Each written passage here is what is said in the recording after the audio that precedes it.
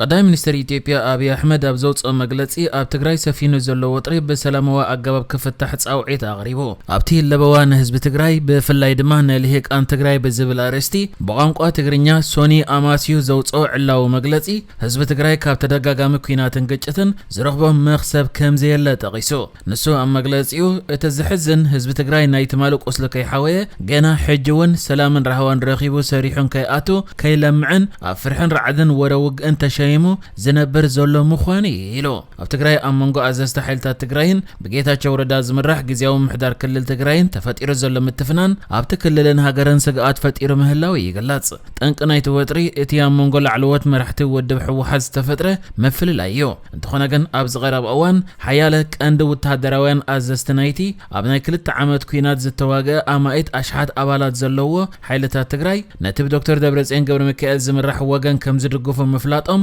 ወጋ ሓድሕት ከይፍጠር ኣብ ህዝቢ ዓቢ ሻቅሎት ፈጢሩ ይርከብ ቀዳይ ሚኒስትር ኢትዮጵያ አብይ አህመድ ኣብዚ እዋን እዚ ነዚ መልእኽቲ ብትግርኛ ከውፅእ ምውሳኑ እቲ ኩነታት ንዕኡን ከም ዘሻቀሎ ዘርኢ ምዃኑ ይዝገለጽ ዘሎ ሕወሓት ናብ ክልተ ወገን ካብ ዝግማዕ ነፈለመ እዋን ድማዩ በትግርኛ መግለጺ ኣውፅየ ዘሎ እቲ ንፕሬዝደንት ጌታቸው ረዳ ከም ዝድግፍ ዝፍለጥ ቀዳይ ሚኒስትር ኢትዮጵያ አብይ አህመድ ኣብ ዘውፅኦ ለበዋ ከምዚ ዓይነት ሓደጋ ብኸመይ ክእለ ይከኣል ዝብል ብህድኣት ዘርብ ዘድልዮ ጉዳይ ምዃኑ ንለባም ዝስወሮ ኣይኮነን ኣብ ፖለቲካ ንግዲ ፀታ ኣካዳሚን ሜድያን ካልኦት ጽላታትን እትነጥፎ ዘለኹም ልሂቃን ተጋሩ ወገናትን መላ ህዝቢ ትግራይ ከሳብ ሕጂ ዝኸፍሎ ዘሎ ዋጋ ይኣኽሎ ካብ ኩናት ዝርከብ ዓስቢ የለን ኢልኩም ፈለማ ኣብ ውሽጥኹም ዘሎ ኣፈላላይ ይህን ኢልኩም ጉዳይኩም በሰላምን ምርድእን ሓድነት ህዝቢ ትግራይ በዘረጋግጽ መንገድን ክትውድኡ ይሓትት ክብል እውን ጻውዒት ኣቕሪቡ እዩ አብይ አህመድ ኣብ መግለጺኡ በተወሳኺ ካብኡ ቆጺሉ ድማ ብመስ መንግስቲ ፌደራል ኮነ ካልኦት ሓይልታት ዘለኩም ኣፈላላያት ብሕገ መንግስቲ ሃገርናን ብዲሞክራሲያዊ መንገድን ብምርድዳእን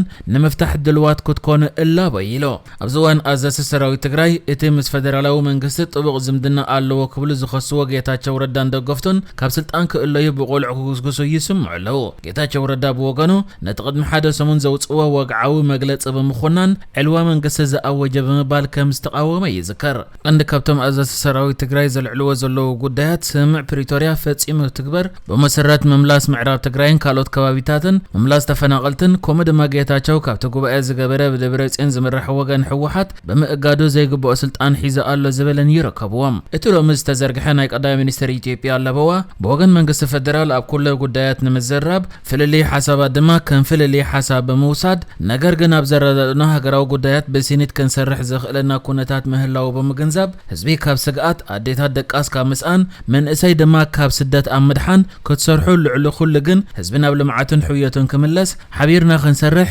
ደጊመ እላቦ ክብል እዩ ናብ ትግራይ ጻውዒት ኣቕሪቦ ዘሎ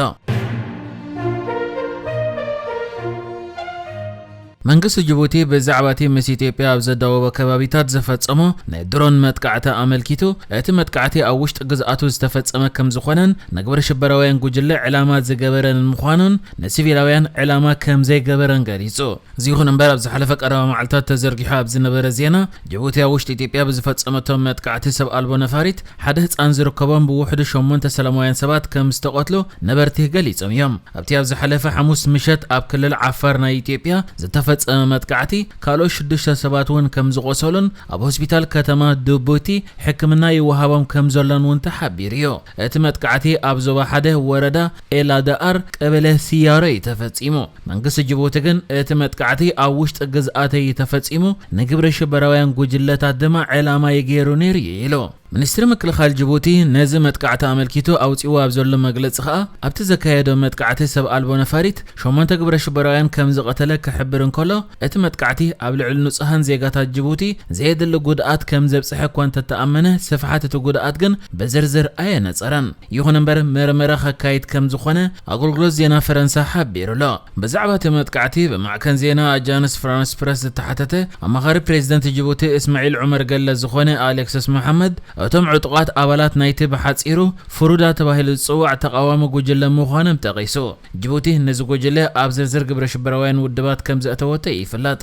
ሓደ ነባሪ ክልል ዓፋር እቲ መጥቃዕቲ ሰብ ኣልቦ ነፋሪት ዝሓለፈ ሐሙስን ዓርብን ከም ዝተፈጸመ ሓቢሩ እዩ። መጀመርታ ሐሙስ ምሸት 3 ሰባት ቀቲሎም ድሕሪኡ ዓርብ ንግሆ ኣብ ልዕሊ ነቶም ዝሞቱ ቀብሪ ዝተኣከቡ ሰባት ብዝፈጸሙ መጥቃዕቲ ተወሰኽቲ 5 ሞይቶም ኢሉ ካልኦት 6 ዝተጎዱ ሰባት ድማ ናብ ሆስፒታል ድቡቲ ተወሲዶም ሕክምና ይግበረሎም ከም ዘለውን እቲ ምንጭ ተቂሱ። ካብቶም ዝሞቱ ሓንቲ ጓል ኣንስተይቲ ሓደ ህፃንን 6 ደቂ ተባዕትዮን ይርከብዎም። ካብቶም ኣብ ሆስፒታል ዝኣተው እቶም 4 ደቂ ኣንስትዮ እቶም 2 ድማ ህፃናት እዮም ክብሉ ወሲኹ ሓቢሩሎ። ካልኦት ቃሎም ዝሃቦም ምንጭታት እቲ መጥቃዕቲ ብመንግስቲ ጅቡቲ ከም ዝተፈጸመ ዘመልክት መርትዖ እንተሃልዩ ምስተሓተቱ መጀመርታ ናይ ገዛ ርእስና መንግስቲ ነዜጋታቱ ከጥቅዕ ኢልና ኣይንኣምንን። ካልኣይ መንግስቲ ጅቡቲ ፍሩድ ዝበሃል ጉጅለ ናይ ጅቡቲ ዓፋር ኣሎ ኢሉ ስለ ዝኣመነ ከም ዝፈጸሞ ሰሚዕና ኢሉ። ቅድሚ ሕጂ ኣብ 2022 እዚ ጉጅለ ኣብ ጋራቢትሳ ኣብ ዝርከብ ወተሃደራዊ ዞባ ጅቡቲ ሃንደበታዊ መጥቃዕቲ ብምፍጻም 7 ወተሃደራት ጅቡቲ ከም ዝቀተለን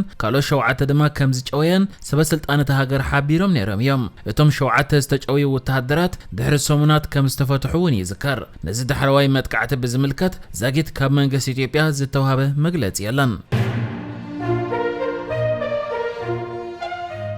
ኣብ ሃገር ሆላንድ ጓል 11 ዓመት ኤርትራዊት ቆልዓ ብኻራ ተወጊኣ ከም ዝተቀትለት ፖሊስ እቲ ሃገር ሓቢሩ። እታ ቆልዓ ኣብ ዞባ ኤትሪክት ኣብ እትርከብ ከተማ ኒውቬኸን ኣኔሞስትራት ኣብ ዝተባሃለ ጎደናያ ብቐዳም ባሕቲ ለካቲት 29 ዓመት ዝዕድሚኡ መንእሰይ ብኻራ ወጊኡ ቀቲልዋ። ፖሊስ እቲ ነታ ቆልዓ ዝቀተለ ኣብ ትሕቲ ቀይዲ ክእትዎ እንከሎ ናይ ሆላንድን ሞሮኮን ዜግነት ዘለዎ ቅድሚ ሕጂ ከዓ ኣብ ዝነብረሉ ከባቢ ብተደጋጋሚ ዘይንቡር ባህርያት ብምርኣዩ ነበርትና ፖሊስ 3 ክስታት የእትዮም ለመንባሮም ማዕከና ዜና ሆላንድ ሓቢረን ኣለዋ። እታ ገዳይ ናይ መጥቃዕቲ ኮይና ዘላ ኣብ ኤርትራ ዝተወልደት ቆልዓ ካብ ኤርትራ ምዝተሰዱ ስድራኣ ኣብ ሆላንድ ዕቑባ ሓቲቶም ከም ዝነብሩ ዝሓበራ ማዕከና ዜና ሆላንድ ቅድሚ መቕተላ ሓደ መዓልቲ ብዓርቢ 31 ጥሪ ዕለተ ልደታ ጸንቢላ መንበራ እውን ተገሊጹሎ። እቲ ነዛ ኤርትራዊት ቆልዓ ቀቲሉ ዘሎ ዜግነት ሆላንድን ሞሮኮን ዘለዎ ሓምዛ ኤል ዝተባሃለ ቅድሚ ሕጂ እውን ኣብ ልዕሊ ወላዲቱ በደል ፈጺሙ ፖሊስ ብዛዕባ ዘይንቡር ባህርያቱ ሓበሬታ ከም ዝነበረውን ተሓቢሩሎ። ማዕከና ዜና ሆላንድ ዝርጋሕ ኣብ ዘሎ ጸብጸባት ድማ ኣብቲ ኤርትራዊት ተቐቲላትሉ ዘላ ከባቢ ዝነብሩ ስድራ ቤታት ደቆም ደገ ከይወጹ ፍርሒ ኣትይዎም ምህላው ንማዕከናት ኣብ ዝሃብዎ ቃሎም ሓቢሮም።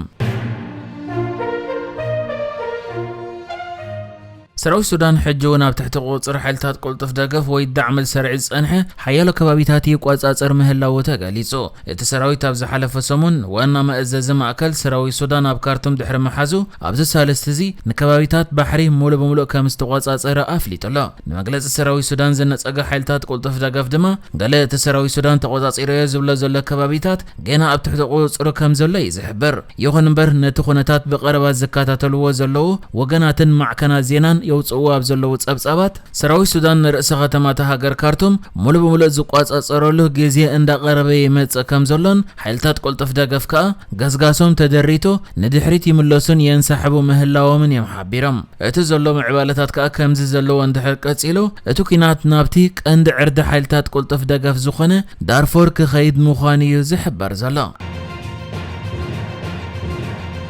نحجز تدالو الزيناتات ازينيرو بكالك سب نرغب سلام نعخم.